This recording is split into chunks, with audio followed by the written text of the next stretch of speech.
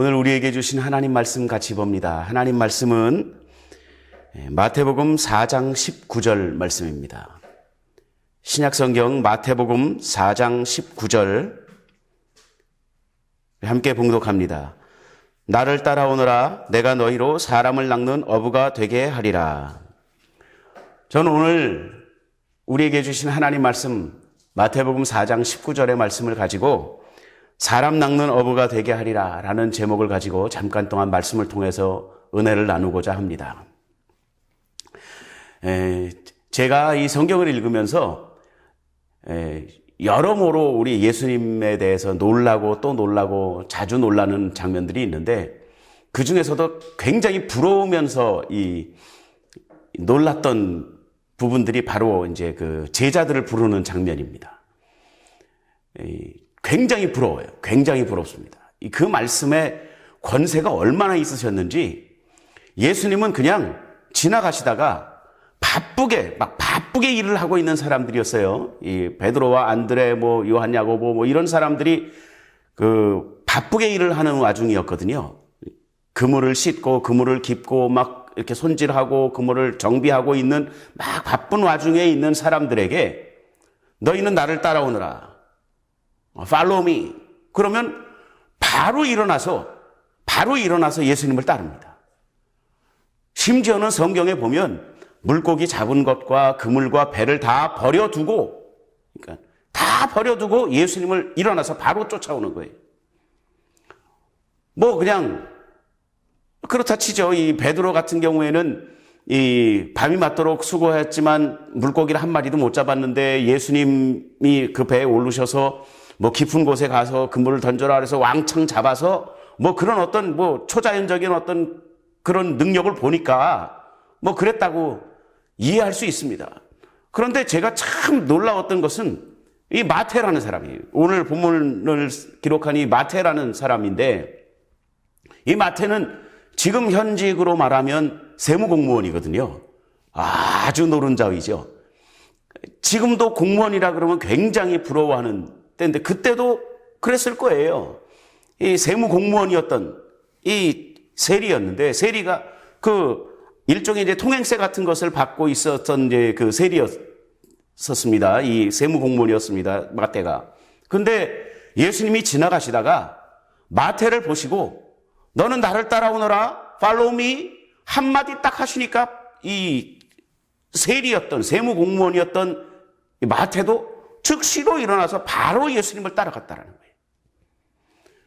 거예요. 저는 이런 장면을 보면서 굉장히 부러운 하나님 우리 주님의 그 부르심이 얼마나 권세 있고 얼마나 그 말씀에 능력이 있었으면 그냥 너는 나를 따라오너라 라고 말씀 한마디면 그 사람이 벌떡 일어나서 모든 것을 버려두고 모든 것을 내려놓고 그리고 예수님을 따르게 되었을까. 예수님에 대해서 제가 놀라는 일들 중에 하나가 바로 이것이었습니다.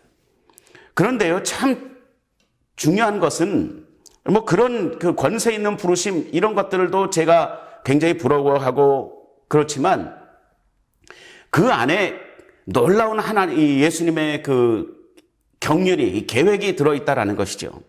예수님은 베드로나 마태나 그런 12제자들을 부르실 때 그냥 우연히 지나가다가 우연한 만남으로 너는 나를 한번 따라와 볼래? 따라오는 게 좋을 것 같은데 따라와 주지 않을래? 이렇게 부르신 게 아니라는 거죠. 예수님은 아주 철저한 계획 속에서 어떤 확실한 분명한 목적의식을 가지고 이들을 한 명 한 명을 부르셨다라는 거예요. 그 목적이 그분들을 그 12사도를 부르셨던 목적이 무엇이었을까요? 그것은 바로 오늘 본문 말씀에 정확하게 나와 있는 것이요. 내가 너로 사람을 낚는 어부가 되게 하리라. 다른 복음서에 보면 이제는 너희가 사람을 취하리라 라고 말씀하십니다. 이것이 사람을 취하는 것, 사람을 나와 같은 사람으로 만들어가는 것, 이런 일들을 통해서 이런 일들을 위해서 예수님은 그 한 사람 한 사람을 부르셨다라는 것이죠. 제가 다시 한번 말씀을 드리지만 믿는 사람들에게는요, 우연히 이루어지는 것이 없습니다. 모든 것이 하나님의 경륜 안에, 하나님의 인도하심 안에, 하나님의 계획하심 안에 있다라는 것을 우리는 분명히 믿어야 돼요.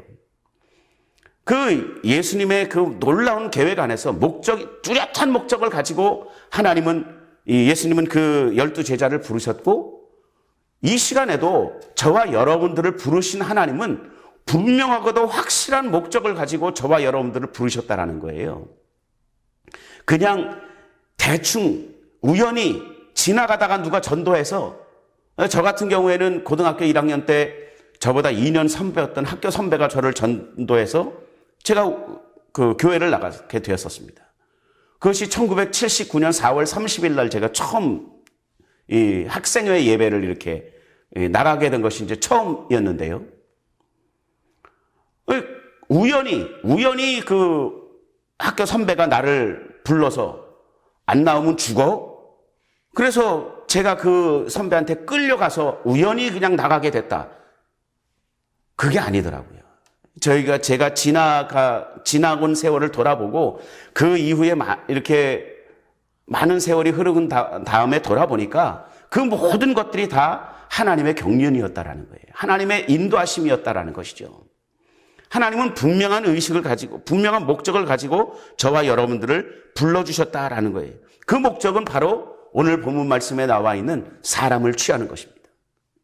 하나님이 우리를 구원하신 가장 큰 이유는 큰 이유 두 가지가 있는데 가장 큰이라고 하면서 두 가지를 얘기하면 어폐가 있는 것인데요. 두 가지가 똑같이 중요하기 때문입니다. 우리가 그리스도인이 된 중요한 이유 두 가지는 먼저는 하나님의 우리를 구원하신 그 하나님의 은혜에 감사함으로 예배하는 겁니다. 예배하도록 하기 위해서 예수님은 우리를 구원하셨어요. 두 번째는 전도하기 위해서입니다. 우리와 같이 우리가 하나님의 은혜 가운데로 예수 그리스도의 십자가의 죽으심과 부활하심의 그 은혜로 말미암아서 우리는 하나님의 자녀가 되었잖아요. 영원한 생명을 가진 사람들이 되었잖아요. 천국 백성이 되었잖아요. 저와 여러분들처럼 아직도 믿지 않는 사람들을 우리와 같은 은혜 안으로 불러들이는 그 일을 위해서 우리를 부르셨다라는 겁니다. 예배와 전도를 위해서 우리를 부르셨다라는 겁니다. 이것에 대해서는 이견이 있을 수가 없어요. 하나님이 우리를 구원해 주신 이유는 바로 거기에 있습니다. 그렇기 때문에 우리는 예배에 최선을 다해야 하고 또 전도에 최선을 다해야 하는 거예요. 그것이 하나님이 우리를 부르신 은혜의 목적입니다. 예수님께서 이 땅에 이 사람의 육신을 입고 이 땅에 오셨습니다. 예수님은 하나님이세요. 그러니까 성부, 성자, 성령 하나님, 삼위일체 하나님의 그 성자 하나님이 예수님이시죠. 하나님이신데도 이 땅에 우리와 똑같은 당신이 빚어놓으신, 당신이 창조해놓으신 피조물과 같은 모습으로 이 땅에 오셨다라는 거예요. 이 땅에 오셔서 그 어린 주 예수 늘 자리 없어. 이 크리스마스가 되면 그 캐롤 찬송 중에 있는 것이 이제 그런 주 예수님이 오셔서 누울 자리가 없어서 말구유에 누우셨어요. 그런 자리에까지 오셔서 이 땅에 오셔서 십자가에 달려서 모든 고통을 다 당하시고 고난을 당하시고 질고를 당하시고 수치와 모욕을 다 당하시고 십자가에서 죽어주시고 또 죽음의 권세를 이기시고 사흘 만에 부활하셔서 우리로 하여금 부활의 믿음을 가질 수 있도록 그래서 우리를 구원해 주시고 하나님의 백성 삼아 주신 예수님의 은혜, 그 은혜로 우리를 불러주신 그 은혜의 목적은 저와 같이, 우리들과 같이 다른 사람들도 그 은혜 안으로 불러야 된다는 거죠. 그 일을 저와 여러분들에게 맡겨주시는 거예요. 그 일을 저와 여러분들에게 명령하고 계시는 것이죠. 그 명령을 우리는 준행하고 수행해내야 되는 것이죠. 그래서 저는 교회가 구원의 방주다라고 이야기하는 것에는 조금 다른 이야기를 좀 하고 싶어요. 한번 여러분들이 이 영상을 보시면서 한번 대답해 보시기 바랍니다. 군인들이 타고 있는 배를 뭐라고 부르죠? 하나, 둘, 셋. 예, 맞습니다. 군함입니다. 관광객들이 타고 있는 배를 뭐라고 부르죠? 하나, 둘, 셋. 예, 맞습니다. 유람선이에요. 관광선이에요. 유람선입니다. 그러면 어부들이 타고 있는 배를 뭐라고 부를까요? 하나, 둘, 셋. 예, 맞아요. 어선이라고 부릅니다. 그 어선은 이제 여기 나가는 통통배 어선, 그리고 먼 바다까지 나가는 원양 어선, 뭐 이렇게 하지만 아무튼 고기 잡는 어부들이 탄 배는 그냥 어선이라고 부르는 거예요. 큰 배도 큰 어선, 작은 배도 작은 어선이라고 부르는 거예요. 그러면 예수님이 오늘 본문 말씀을 보면 내가 너를 사람 낚는 어부로 부르겠다. 불러주셨다라는 거죠. 그럼 저와 여러분들은 다 어부예요. 그러면 저와 여러분들이 타고 있는 이 배는 뭐라고 불러야 될까요? 맞습니다. 어선이어야 돼요. 교회는 그래서 구원 방주라고 하기보다는 어선이라고 부르는 것이 훨씬 더 성경에 가깝다고 저는 생각합니다. 구원의 방주이신, 영원한 구원의 방주이신 예수님 앞으로 더 많은 고기들을 낚아서, 더 많은 이 사람들을 낚아서 그 구원의 방주이신 예수님께로 올려드리는 그 일을 해야 되는 것이 저와 여러분들이 해야 되는 일이고, 어부인 저와 여러분들이 타고 있는 이 교회라는 배는 분명히 어선이어야 한다는 것이죠. 제가 많은 그 젊은 시절에 경험을 좀 쌓기 위해서 많은 알바를 했던 기억이 납니다. 뭐 이삿짐 알바도 해봤고, 뭐 막노동 알바도 해봤고, 막 해봤는데, 다른 거는 다 그래도 뭐 한 달 이상씩 하고 그랬었어요. 근데 딱 하루 하고 임금도 안 받고 그냥 도망치듯이, 탈출해서 도망치듯이 했던 알바가 있는데, 그게 이제 어선 알바였습니다.